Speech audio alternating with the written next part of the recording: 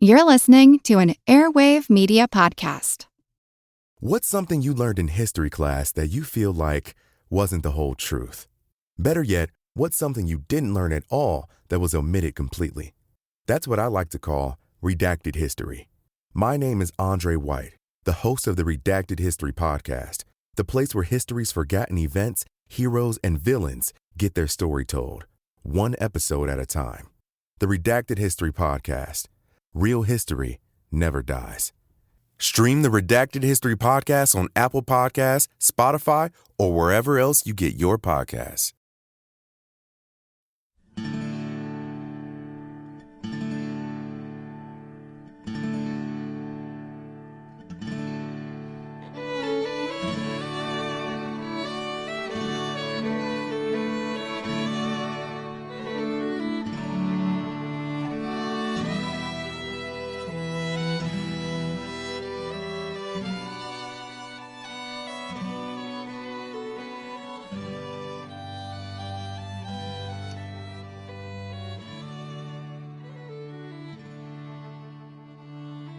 Hey everyone, thanks for tuning in to episode 302 of our Civil War podcast. I'm Rich. And I'm Tracy. Hello, y'all. Welcome to the podcast. Since his return from Richmond, Robert E. Lee had been working with little rest to get the Army of Northern Virginia ready to carry out his plan for a strike up into enemy territory. Lee planned to march north across the Potomac River into Maryland and then on up into Pennsylvania. Such a movement would not only disrupt any plans the federal commander, Joe Hooker, might have for a summer campaign, but it would take the armies out of war-ravaged central Virginia and give the people of Lee's home state a much-needed respite from the hard hand of war. Another of Lee's goals for the new campaign was for his army to gather desperately needed supplies from a region previously untouched by the hard hand of war. You see, all through the winter of 1862-63, the Army of Northern Virginia had suffered severe shortages of food for its men and fodder for its horses and mules. And so, as a solution to his serious logistical problems, Lee was counting on the fact that an invasion of Pennsylvania in the summer of 1863 would take his army into a bountiful region where it could obtain critical supplies. And then Robert E. Lee was also going north because he was looking to win a battlefield victory of real consequence. After almost a year in command, such a victory still eluded Lee. He had been left intensely frustrated after defeating the Federals at Fredericksburg and Chancellorsville, because although he had beaten the enemy in both battles, they had simply retreated back across the Rappahannock River each time, thereby denying Lee the opportunity to deal them a truly crippling blow. But now Lee would march north into Pennsylvania looking for another battle, one that he would win on the enemy's home ground. A battle that would result in a victory of real consequence, a smashing victory that would go a long way toward breaking the North's will to continue the war. And so, since his return from Richmond, Robert E. Lee had been hard at work getting the army ready to march north. He had completed his reorganization of the army, shuffling units and commanders about so that there were now 3 infantry corps instead of 2. That meant as the Army of Northern Virginia started out on the new campaign, the men tasked with carrying out Lee's plans would be Lieutenant Generals James Longstreet, Richard Ewell, and A.P. Hill, while Major General Jeb Stuart remained in command of the Army's Cavalry Division. General Lee set June 3rd as the starting date for the new campaign.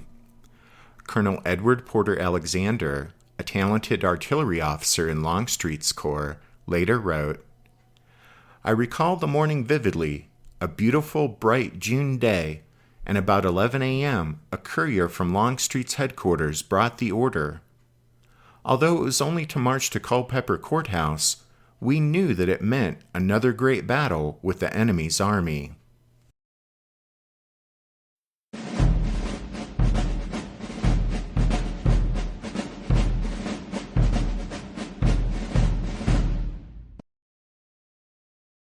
In a June 8th letter to Confederate Secretary of War James Seddon, Robert E. Lee acknowledged, quote, "I am aware that there is difficulty and hazard in taking the aggressive," end quote.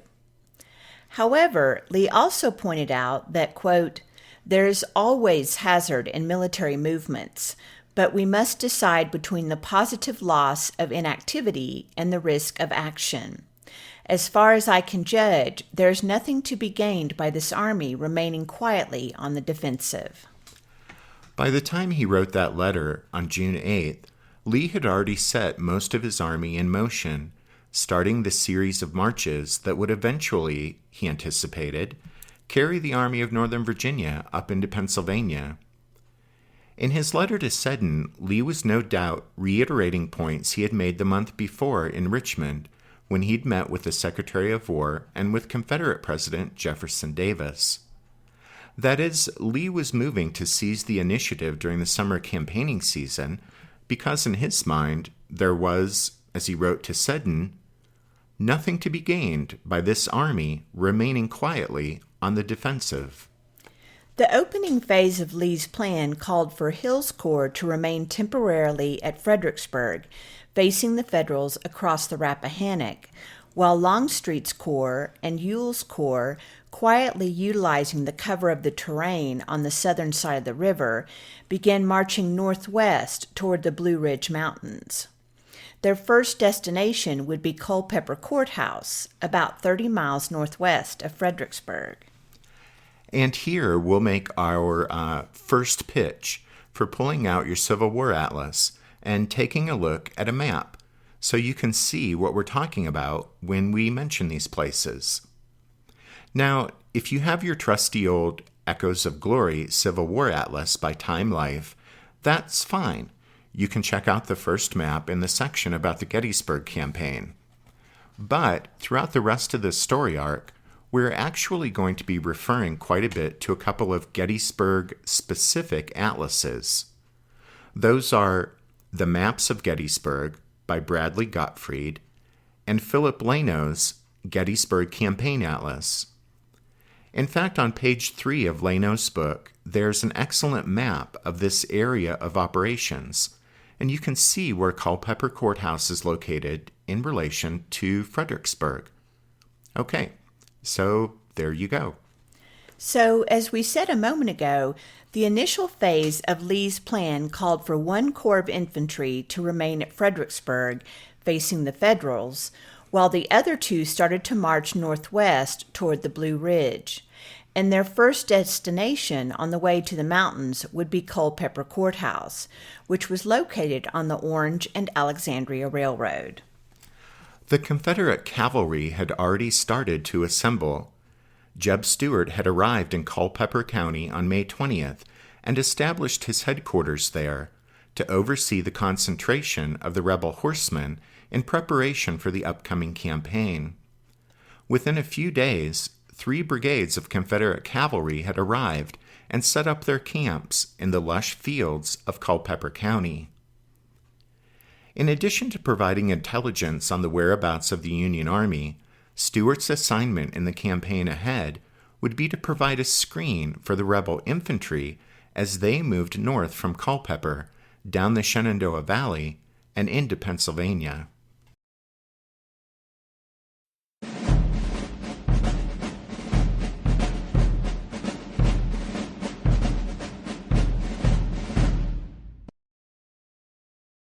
Lafayette McLaws' division of Longstreet's Corps led the Army's march away from Fredericksburg, setting off on June 3rd for Culpeper.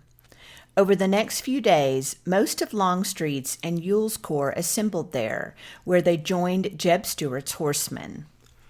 When they pulled out of the Army's lines at Fredericksburg, Longstreet's troops, and then Dick Ewell's men, first marched south in order to disappear from the sight of the Federals, who had 2 bothersome observation balloons that soared up into the sky nearly every day.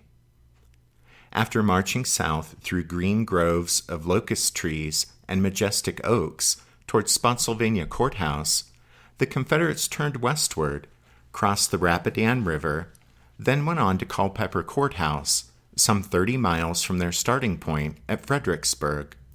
In starting to pull most of his army out of its lines and sending them marching off to Culpeper, Robert E. Lee was gambling on what he assumed his opponent would or would not do. After all, the entire Army of the Potomac was encamped along the northern bank of the Rappahannock River, opposite Fredericksburg, and Lee was leaving behind only A.P. Hill's corps, perhaps 20,000 men in all, to confront Hooker's 80,000. In this initial phase of Lee's plan, Hill and his soldiers remained behind at Fredericksburg to occupy the attention of Mr. F.J. Hooker, who was there just across the river. As Coddington points out in his book, The Gettysburg Campaign, during the Civil War, the Rappahannock River was one of the most important geographical features in Northern Virginia. It acquired a great psychological and military significance to the Federal and Confederate armies here in the Eastern Theater. In the spring of 1863, it separated the two armies physically, so that regardless of their positions, the commanding generals always had to reckon with it as they planned their moves. To both the rebels and the Yankees, the Rappahannock acted sometimes as an obstacle and sometimes as a welcome barrier, depending on just what they had in mind. Coddington writes, quote, "For 2 years, Lee had used the Rappahannock to block the way to Richmond, and now as he was about to start his offensive maneuvers, he hoped it would screen his army while he moved northwest toward the mountains." And so, while Longstreet and Ewell marched away, Lee kept A.P. Hill's corps in position on the Rappahannock and thinned it out along the south bank in order to maintain the Army's former lines and keep up an appearance that, in Lee's words, quote, "will be best calculated to deceive the enemy and keep him in ignorance of any change in the disposition of the army."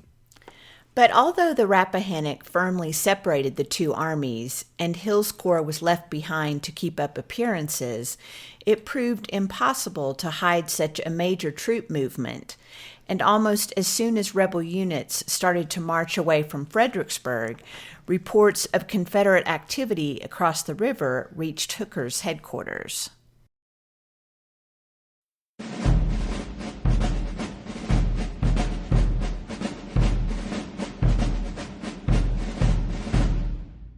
Did archaeologists discover Noah's Ark? Is the rapture coming as soon as the Euphrates River dries up? Does the Bible condemn abortion? Don't you wish you had a trustworthy academic resource to help make sense of all of this? Well, I'm Dan Beecher, and he's award-winning Bible scholar and TikTok sensation Dr. Dan McClellan, and we want to invite you to the Data Over Dogma podcast, where our mission is to increase public access to the academic study of the Bible and religion, and also to combat the spread of misinformation about the same. But, in a fun way. Every week we tackle fascinating topics, we go back to source materials in their original languages, and we interview top scholars in the field. So whether you're a devout believer, or you're just interested in a clear-eyed, deeply informed look at one of the most influential books of all time, we think you're going to love the Data Over Dogma podcast. Wherever you subscribe to awesome shows.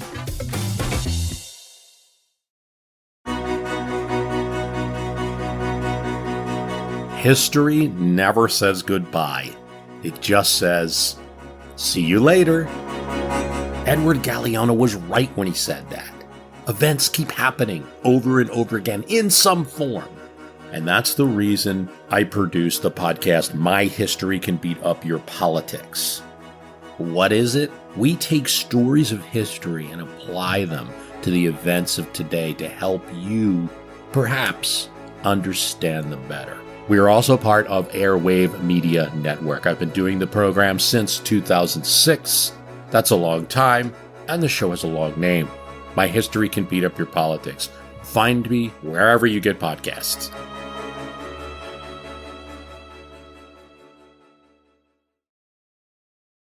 "The rascals are up to something," noted a staff officer in the Army of the Potomac's 1st Corps on June 4th. Even though most of Ewell's Confederates were waiting until dark to pull out on the 4th, the movement of Longstreet's troops the day before, on June 3rd, had not gone unnoticed by the Federals. For several days, reports had been coming into Hooker's headquarters which indicated the Confederate cavalry was massing upriver around Culpeper. Now, the rebel army at Fredericksburg appeared to be up to something. As early as June 4th, Colonel George Sharp of the Bureau of Military Information was reporting, quote, "There is considerable movement of the enemy. Their camps are disappearing at some points." This news placed Joe Hooker firmly upon the horns of a dilemma. If the Confederates were starting a major movement away from Fredericksburg, it could mean a couple of things. As Hooker quickly notified Washington, if the enemy army was on the move, it could mean that the rebels were intending, quote, "to move up the river with a view to the execution of a movement similar to Lee's of last year." Hooker was pointing out that a movement by the rebel army meant Lee was launching an offensive, like the Confederate commander had done the year before. And when Lee had assumed the aggressive the year before, in 1862, it had resulted in major battles at Second Manassas and at Antietam. Hooker notified Abraham Lincoln that a major enemy movement away from Fredericksburg now would indicate one of two things. Either a march, quote, "to cross the upper Potomac," end quote, that is, a crossing of the Potomac above Harper's Ferry, which would mean, at the very least, another Confederate strike into Maryland, or, at worst, perhaps an invasion of Pennsylvania. Or, Hooker told Lincoln, Lee might be aiming, quote, "to throw his army between mine and Washington," end quote. Lee could do this by lunging around Hooker's right flank and reoccupying the old Bull Run battlefield. It's pretty obvious when you say it out loud, but Hooker's dilemma, put very simply, was that he didn't know what Lee intended to do. Would it be a short lunge designed to get around Hooker's right flank and place the rebel army between the Army of the Potomac and Washington? Or would it be a movement farther to the west, which would let Lee cross the upper Potomac and strike into Maryland, and possibly up into Pennsylvania? Well, Hooker decided the best way to approach the problem was if he himself launched an offensive across the Rappahannock River, overwhelmed whatever force Lee had left at Fredericksburg, and then moved down the line of the Richmond, Fredericksburg, and Potomac Railroad so as to threaten the almost undefended Confederate capital of Richmond. Then, Hooker reasoned, no matter what Lee was up to, the rebel commander's plans would necessarily be thrown into disarray because he would have to deal with this threat to Richmond. And so Hooker told Lincoln, quote, "After giving the subject my best reflection, I am of the opinion that it is my duty to pitch into Lee's rear." But Abraham Lincoln was tired of commanders who believed Richmond was their target instead of the rebel army. Lincoln told Hooker that he was turning Hooker's telegram over to General-in-Chief Halleck so that Halleck could respond to Hooker's plan. But then Lincoln went on to offer his own 2 cents worth, and the president packaged his opinion in one of his vivid, homespun frontier metaphors. Should Lee move north, Lincoln said, and leave behind a force at Fredericksburg, quote, "tempting you to fall upon it," then he warned Hooker not to take the bait. Lincoln said, "I would not take any risk of being entangled upon the river like an ox jumped half over a fence and liable to be torn by dogs, front and rear, without a fair chance to gore one way or kick the other." It was bad news for Hooker that Lincoln would not support his plan, but perhaps worse for the Army commander was Lincoln saying that he'd given Hooker's telegram to Halleck so that the General-in-Chief could reply to it. You see, there was bad blood between Hooker and Halleck going back to pre-war days, so much so that when Hooker accepted command of the Army of the Potomac, he got Lincoln to agree to a rather unusual arrangement where Hooker could bypass the General-in-Chief in order to communicate with and report directly to the President.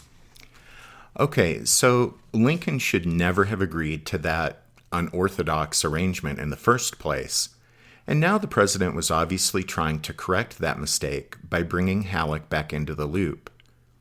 In any case, here, with regard to Hooker's proposal, Halleck expressed the same opinion as Lincoln, if less colorfully.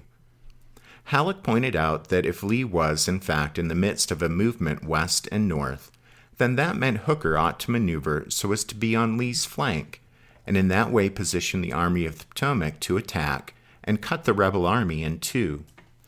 Hooker wanted to cross the river and attack whatever force Lee had left behind, entrenched at Fredericksburg. But Halleck asked, quote, "Would it not be more advantageous to fight his movable column first, instead of first attacking his entrenchments, with your own forces separated by the Rappahannock?" Halleck also warned of Washington's vulnerability if Hooker lagged too far behind in responding to Lee's movement away from Fredericksburg. None of this, of course, was what Joe Hooker was hoping to hear. He had already had a pair of pontoon bridges thrown across the Rappahannock 3 miles downstream from Fredericksburg, and pushed across a division from Sedgwick's 6th Corps as a reconnaissance in force, quote, to learn, if possible, what the enemy are about. That division engaged in some sharp skirmishing with A.P. Hill's Confederates, but Sedgwick reported he couldn't advance more than a few hundred yards without opening up a real battle. Hooker, however, knew he couldn't press the issue without Washington's support of his plan, so he contented himself with having the other 2 divisions of the 6th Corps, over the next few days, taking turns occupying the newly conquered pocket around the crossing. Hooker continued to press Halleck to allow him to cross the Rappahannock in force, but the general-in-chief wouldn't budge. Then Lincoln sent a message on June 10th saying, quote, "I think Lee's army, and not Richmond, is your sure objective point. If he comes toward the upper Potomac, follow on his flank and on his inside track." And that was that. And that was that. Joe Hooker wouldn't get to crash across the Rappahannock with the Army of the Potomac and test his theory that the road to Richmond was his for the taking. And that meant Robert E. Lee's gamble had paid off. When a federal force, that division from Sedgwick's 6th Corps, had crossed the river, Lee, as a precaution, had halted Ewell's march away from Fredericksburg. But when the Yankees had shown no inclination to really press A.P. Hill's troops, Lee sent Ewell on his way to Culpeper. Lee would leave Hill in place for the time being, just to be safe. But as Tracy said, his gamble had paid off. He would be able to successfully march his army away from Fredericksburg and get it on its way to Pennsylvania. Joe Hooker, however, was right back where he'd started, figuratively and literally. Without having enough information about Lee's movements to get a good idea of the Confederate commander's intentions, Hooker felt he had no choice but to hold the Army of the Potomac in place for the time being. To put it another way, Hooker was aware Lee was on the move westward, moving behind the Rappahannock, out beyond Hooker's right flank. But Hooker needed to know for sure which route Lee was going to take after crossing the upper Rappahannock. That's because if Lee kept south of the Potomac, then a direct attack on Washington was a probability. But if the Confederates marched out to the Blue Ridge Mountains, then passed down the Shenandoah Valley, crossed the Potomac and into Maryland, and perhaps into Pennsylvania, then the threat to Washington was less likely. All of that's to say that Lee seizing the initiative placed Hooker on the horns of a dilemma. With Lincoln and Halleck having put the kibosh on his plans to cross the Rappahannock in force, Hooker didn't believe he should move away from Fredericksburg until he knew how best to move to check Lee's advance. So for the time being, Hooker did, well, nothing. Or almost nothing, since, as we'll see in the next episode, he did decide to do something about that large force of Confederate cavalry reportedly concentrating at Culpeper Courthouse. And yes, ladies and gentlemen, that means we're going to be talking about the largest cavalry battle of the Civil War, the Battle of Brandy Station.